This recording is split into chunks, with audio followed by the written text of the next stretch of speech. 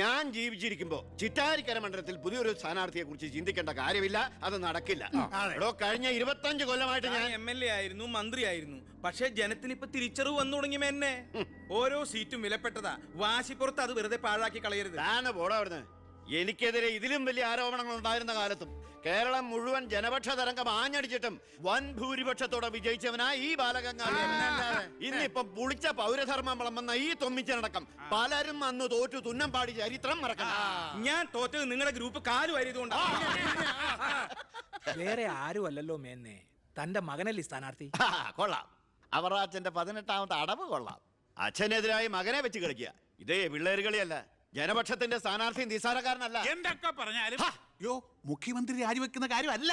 പിന്നെ ചിറ്റാരിക്കര മേനോൻ സാറിന് തന്നെ വേണം. അതൊഴികെ മറ്റെല്ലാ സ്ഥാനാർത്ഥികളെയും നമുക്ക് അംഗീകരിക്കാം. പക്ഷേ മേനോൻ സാറിനെ മാറ്റി നിർത്തിക്കൊണ്ടുള്ള ഒരു ഒത്തുതീർപ്പിനും ഞങ്ങൾ ആരും തയ്യാറില്ല. അതെ, മേനോനെ സ്ഥാനാർത്ഥിയാക്കിക്കൊണ്ടുള്ള ഒരു ഒത്തുതീർപ്പിന് ഞങ്ങൾ നേരല്ല. പാർട്ടി വളർത്തി പോകാൻ നിന്നവരവര് തെരഞ്ഞെടുപ്പ് പെട്ടെന്ന് വന്നപ്പോ ഇവിടെ തന്നെ കൂടി. ഈ മുന്നണി വിട്ട് എന്നാൽ പൂ വിട്ട് സ്വീകരിക്കും ജനപക്ഷ മുന്നണി. എന്റെ ഗ്രൂപ്പിന് KDF-ൽ കിട്ടുന്നതിനേക്കാൾ കൂടുതൽ സീറ്റ് കിട്ടുകയും ചെയ്യും. ദിവാകര, ഇനി ഇവിടെ നിൽക്കണ്ട, വാടോ പോകാം. അയ്യേ, നിങ്ങൾ ഇവിടെ ഇരിക്കി. ആരെങ്കിലും എന്തെങ്കിലും തമാശ പറഞ്ഞു വെച്ചാൽ അത് കാര്യാക്കുക. ചിറ്റാരിക്കരയിൽ മേനോൻ തന്നെ സ്ഥാനാർത്ഥി. അപ്പം നമ്മൾ ഗ്രൂപ്പെല്ലാം മറന്ന് തെരഞ്ഞെടുപ്പിനെ ഒറ്റക്കെട്ടായി നേരിടുന്നു. ഇനി എല്ലാവരും ഒന്ന് കൈയടിച്ച് പാസ്സാക്കി.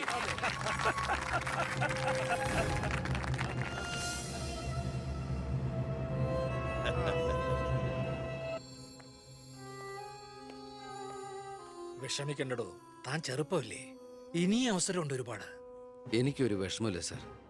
ഒരു MLA ആകാൻ വേണ്ടി വ്രതം നോറ്റെടുക്കുന്ന ഒരാളല്ല ഞാൻ. അധികാരത്തിന്റെ അപ്പകഷ്ണം കിട്ടാൻ ചെയ്തു കൂട്ടിയ നെറുകേടുകളൊക്കെ പരസ്പരം മറക്കും, എല്ലാം പൊറുക്കും, എല്ലാവരും ഒന്നാക്കും. അധികാരം കിട്ടിക്കഴിയുമ്പോൾ പിന്നെയും തമ്മിൽ തെല്ലും പിരിയും. പക്ഷേ കൂടെ നിൽക്കുന്ന എന്നെ പോലുള്ള അണികൾക്ക് അത് ചിലപ്പോൾ ഉൾക്കൊള്ളാൻ കഴിഞ്ഞെന്ന് വരില്ല, എളുപ്പം ദഹിച്ചെന്ന് വരില്ല. വരട്ടെ സാർ.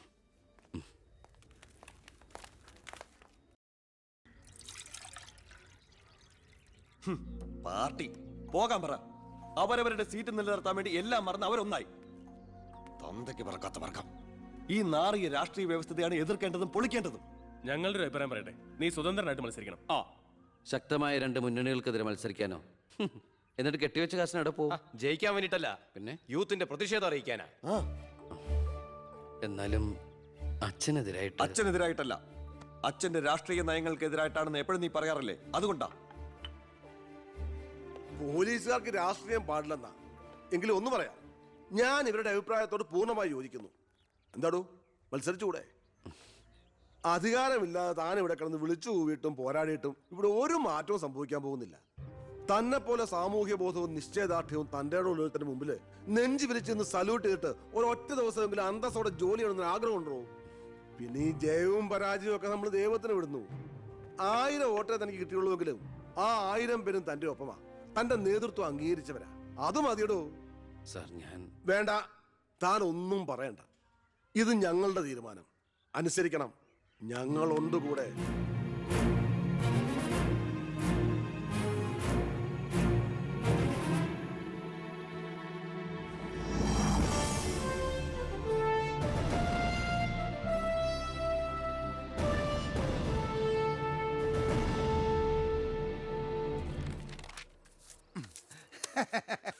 ഒരുപാട് തെരഞ്ഞെടുപ്പുകൾക്ക് ഞാൻ പോസ്റ്റർ ഒട്ടിച്ചിട്ടുണ്ട്. ഭയങ്കര രാശിയുള്ളവനാ ഞാൻ. ഞാൻ പോസ്റ്റർ ഒട്ടിച്ച ഒരു സ്ഥാനാർത്ഥിയും ഒരു ഇലക്ഷൻ ഇന്നേ വരെ ജയിച്ചിട്ടില്ല. അതെന്റെ ക്വാളിഫിക്കേഷൻ. എന്റെ അമ്മയുടെ സത്യം. 77 തെരഞ്ഞെടുപ്പിൽ ഞാൻ പോസ്റ്റർ ഒട്ടിച്ച സ്ഥാനാർത്ഥി തോമസ് ചാണ്ടി ഇടിവെട്ടേറ്റ് മരിച്ചു. 84 സ്ഥാനാർത്ഥി പാണ്ടിലോറി കയറി മയ്യത്തായി. പിന്നെ മരിക്കാത്ത സ്ഥാനാർത്ഥികൾക്ക് കെട്ടിവെച്ച കാശ് പോലും കിട്ടില്ല. പിന്നെ മൈക്ക് അനൗൺസ്മെന്റിൽ ഞാൻ ബഹുമെടുക്കാനാ. മൈക്ക് അലവൻസ് അല്ല, മൈക്ക് അനൗൺസ്മെന്റ്. അതന്നെ ഞാനും പറഞ്ഞത്. എനിക്കറിഞ്ഞൂടെ? നീ എന്റെ മാനം കളയരുത് ഈശ്വര. ഇവന്റെ കെട്ടിവെച്ച കാശെങ്കിലും കൊടുത്തേക്കണേ. ഇല്ല, ഇവന്റെ കാര്യം എനിക്കറിയാൻ പാടില്ല.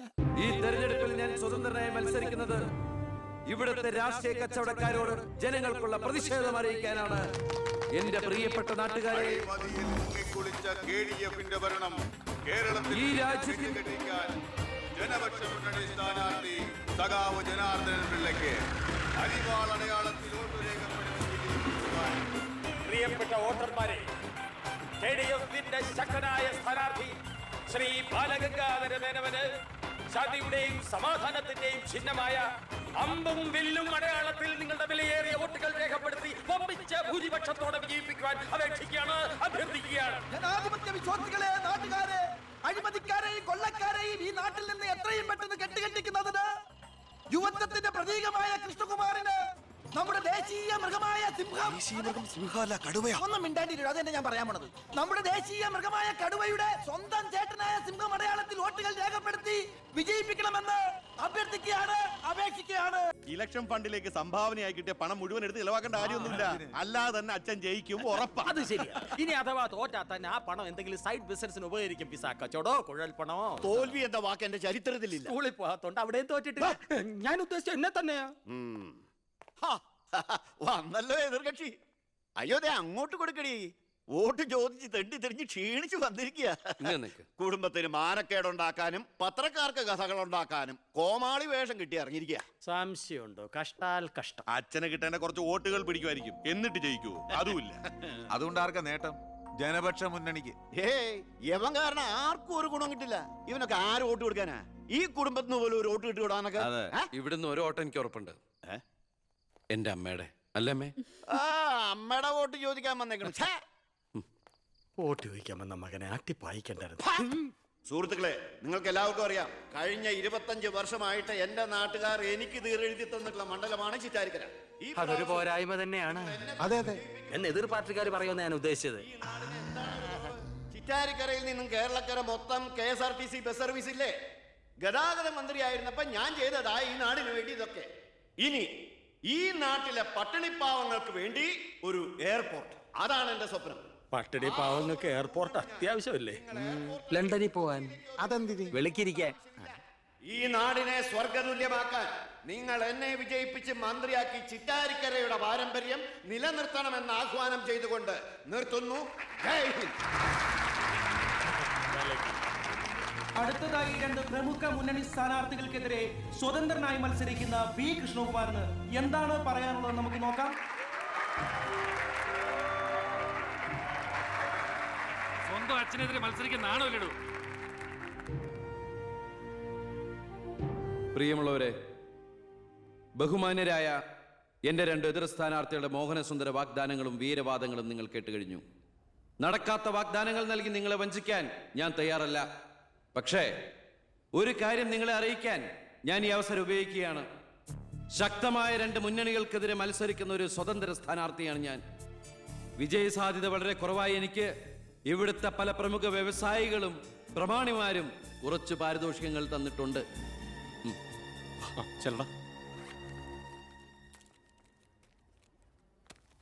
ഇത് 5 ലക്ഷം രൂപയുണ്ട്. നമ്മുടെ മുന്നിലിരിക്കുന്ന നന്മ നിറഞ്ഞ ശ്രീ ചാണ്ടിച്ചൻ സംഭാവനയായി തന്നതാണ് ഈ തുക. ഇത് 3 ലക്ഷം വ്യവസായ പ്രമുഖൻ കോശിയുടെ വക.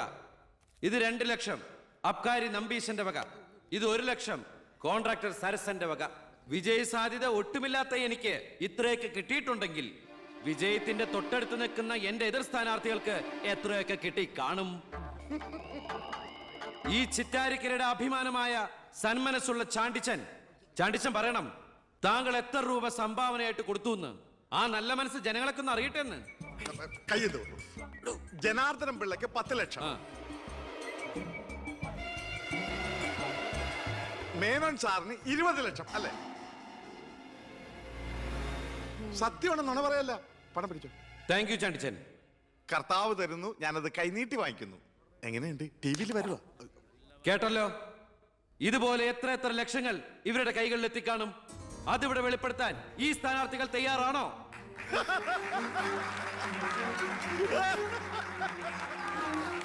ബഹുമാന്യരെ, ഈ പണം കൊണ്ട് എന്റെ പോസ്റ്ററുകൾ അച്ചടിച്ച് ഈ മണ്ഡലം മുഴുവൻ ഒട്ടിക്കാം, ബാനറുകൾ കെട്ടാം, വോട്ടുകൾ വിലയ്ക്ക് വാങ്ങാം.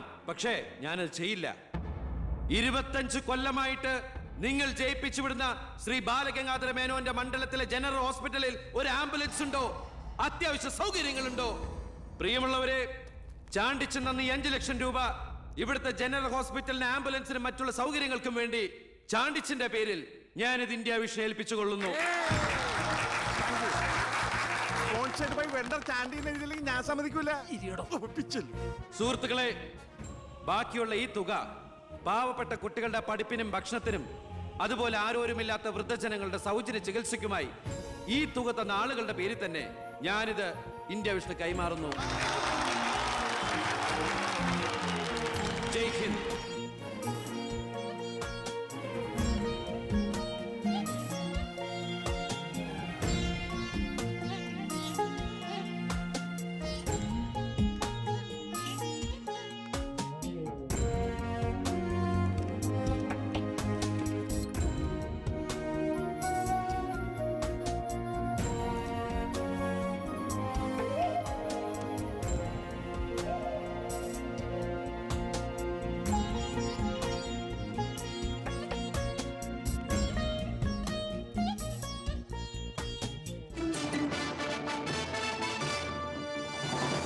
പന്ത്രണ്ടാം നിയമസഭയിലേക്ക് നടന്ന വാശിയേറിയ തെരഞ്ഞെടുപ്പിൽ 72% വോട്ട് രേഖപ്പെടുത്തി. വിവിധ കൗണ്ടിംഗ് സെന്ററുകളിലായി രാവിലെ 8 മണിക്ക് തന്നെ വോട്ടെണ്ണൽ ആരംഭിച്ചു. ആകെയുള്ള 140 സീറ്റുകളിൽ ഫലമറിഞ്ഞ 120 മണ്ഡലങ്ങളിൽ KDF 61, ജനപക്ഷ മുന്നണി 59 സീറ്റ് നേടിയിട്ടുണ്ട്. കേരളത്തിലെ മുന്നണി സമവാക്യങ്ങളെ അട്ടിമറിക്കാൻ പോകുന്ന പുതിയൊരു രാഷ്ട്രീയ ധ്രുവീകരണത്തിനുള്ള സാധ്യതയാണ് ഇപ്പോൾ നമ്മുടെ മുന്നിലുള്ളത്. ഒരുപക്ഷെ കേരളത്തിലെ അടുത്ത മന്ത്രിസഭ ഒരു തൂക്ക് മന്ത്രിസഭയായിരിക്കും. ഹലോ, എണ്ണിത്തീരാറായോ? ജനപക്ഷ മുന്നണി സ്ഥാനാർത്ഥി 4612 വോട്ടിന് അച്ഛൻ ലീഡ് ചെയ്യുന്നുണ്ട്. അടുത്ത CM അച്ഛൻ തന്നെ. ഇപ്പോൾ കിട്ടിയ വാർത്ത, പുതുശ്ശേരി മണ്ഡലത്തിൽ KDF സ്ഥാനാർത്ഥി തൊമ്മൻ ചാക്കോ 4000 വോട്ടുകൾക്ക് വിജയിച്ചു. ഇത്തവണയും ഭരണം ലഭിച്ചാൽ KDF-ൽ മുഖ്യമന്ത്രിയാകാൻ സാധ്യതയുള്ള ആളാണ് തൊമ്മൻ ചാക്കോ. വയനാട് ജില്ലയിലെ സംവരണ സീറ്റിൽ KDF സ്ഥാനാർത്ഥിയും ആദിവാസി നേതാവുമായ ശ്രീ പൊറ്റക്കുഴി ചെല്ലപ്പൻ തെരഞ്ഞെടുക്കപ്പെട്ടു. ഇപ്പോൾ കിട്ടിയ വാർത്ത, ചിറ്റാരിക്കര മണ്ഡലത്തിലെ വോട്ടെണ്ണൽ പൂർത്തിയായി. സംസ്ഥാനം ഏറെ ഉറ്റുനോക്കിയ മണ്ഡലമായിരുന്നു ചിറ്റാരിക്കര. മുൻ മന്ത്രിയും KDF സ്ഥാനാർത്ഥിയുമായ ശ്രീ ബാലഗംഗാധര മേനോൻ മുന്നിട്ട് നിന്നിരുന്നുവെങ്കിലും ഇപ്പോൾ 3ാം സ്ഥാനത്തേക്ക് പിന്തള്ളപ്പെട്ടു. ഇരു മുന്നണികളെയും പരാജയപ്പെടുത്തി സ്വതന്ത്ര സ്ഥാനാർത്ഥി P. കൃഷ്ണകുമാർ വിജയിച്ചിരിക്കുന്നു. KDF-ന്റെ സജീവ പ്രവർത്തകനും യൂത്ത് വിങ്ങിന്റെ ജില്ലാ സെക്രട്ടറിയുമായിരുന്ന കൃഷ്ണകുമാർ തെരഞ്ഞെടുപ്പ് പ്രഖ്യാപന വേളയിലാണ് രാഷ്ട്രീയ അഭിപ്രായ ഭിന്നതയെ ചൊല്ലി സ്വതന്ത്രനായി മത്സരിക്കാൻ തീരുമാനിച്ചത്.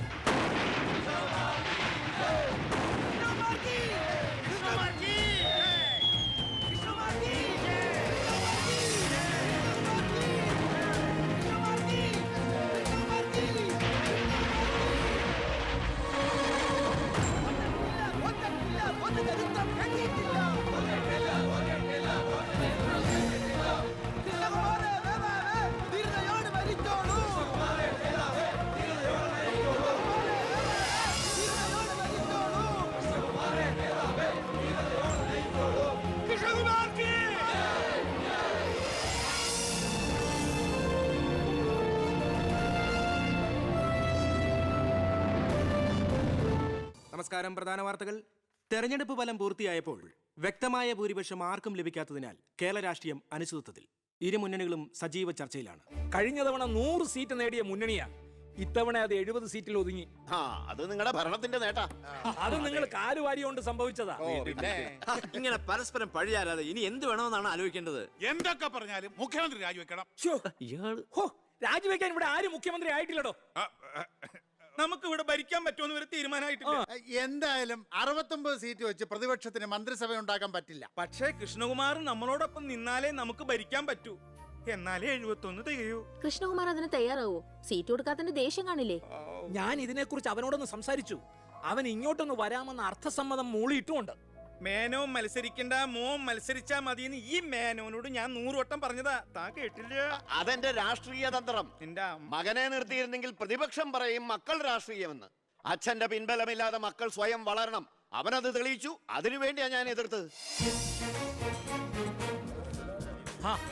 വരണം വരണം വരണം.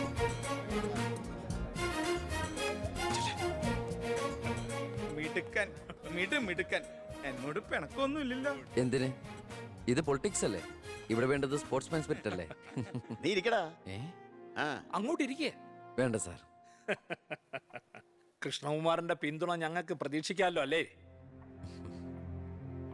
ഞാൻ പിന്തുണച്ചാലേ KDF-ന് മന്ത്രിസഭ ഉണ്ടാക്കാൻ സാധിക്കുമെന്ന് എനിക്ക് നന്നായിട്ട് അറിയാം. ചെറുപ്പം മുതൽ പ്രവർത്തിച്ചു പോന്ന പ്രസ്ഥാനത്തിന്റെ കൂടെ നിൽക്കാൻ എനിക്ക് സന്തോഷമേ ഉള്ളൂ. പക്ഷെ ഒരു ഡിമാൻഡ് ഉണ്ട്. ആഭ്യന്തരം എനിക്ക് കിട്ടണം.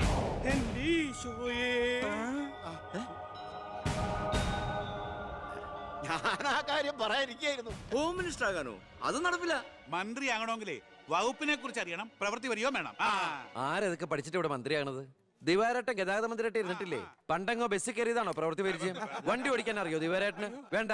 ആക്സിലേറ്റർ ക്ലച്ചും ബ്രേക്കും തിരിച്ചറിയോ? ഇല്ല. ആ ഇതായിരിക്കണേ കിഴിപ്പുള്ളി സാറ്. പണ്ട് വിദ്യുച്ഛക്തി വകുപ്പ് കൈകാര്യം ചെയ്തിരുന്ന ആളല്ലേ? ഒന്ന് ചോദിച്ചോട്ടെ, ഈ വിദ്യുച്ഛക്തി എങ്ങനെ ഉണ്ടാക്കുന്നേ? അത് വെള്ളത്തിന്ന്. ആണോ? പിന്നെന്താ വെള്ളത്തിൽ തൊട്ട ഷോക്ക് അടിക്കാത്ത? അതൊക്കെ എന്തിനാ നമ്മൾ അറിയുന്നേ? സ്വിച്ച് ഇട്ടാ കറണ്ട് വരുന്നുണ്ടോ? അത് മാത്രം അറിഞ്ഞാ മതി. അതറിയില്ല. യവൻ പറയുന്നതിലും കാര്യമുണ്ടെന്നേ, പിന്നെന്താ ഷോക്ക് അടിക്കാത്ത? നമ്മളെന്തിനാ വല്ലവന്റെ കാര്യം ആലോചിച്ച് തല ഉണ്ടാക്കുന്നേ? ഏതൊരു ജോലിക്കുണ്ട് യോഗ്യത ടെസ്റ്റ്. സത്യത്തിൽ മന്ത്രിയാകാനും വേണം ഒരു പരീക്ഷ.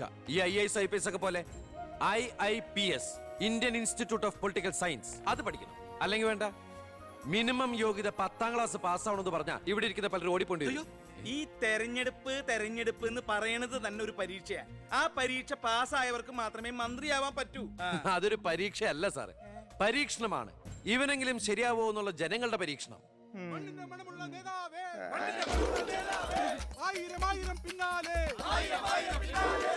മതി, ഇനി നിങ്ങൾ ഇവിടുന്ന് ജൈവിച്ചോ.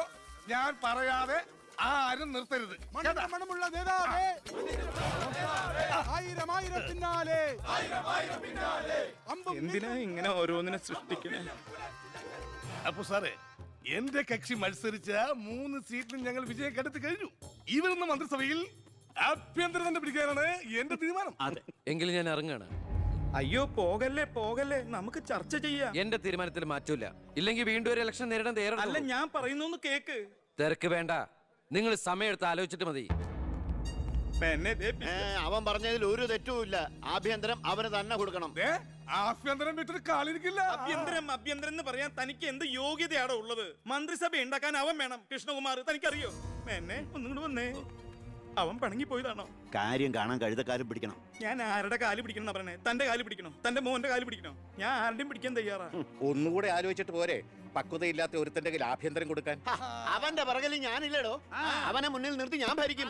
ആരൊക്കെ എന്തൊക്കെ പറഞ്ഞാലും ആഭ്യന്തരം ഞാൻ വിട്ടു തരില്ല. തനിക്ക് കൈയിട്ട് വരാൻ പറ്റിയ ഒരു വകുപ്പ് തന്നാ പോരെ? തരാം. എങ്കിൽ വനം മതി. നമുക്ക് സാവധാനം വെളുപ്പിച്ചെടുക്കാം. അതിന് യോഗ്യതയിലൊന്നും മാത്രം ആരും പറയരുത്. കാരണം ഞാൻ കാടിന്റെ മകനാണ്.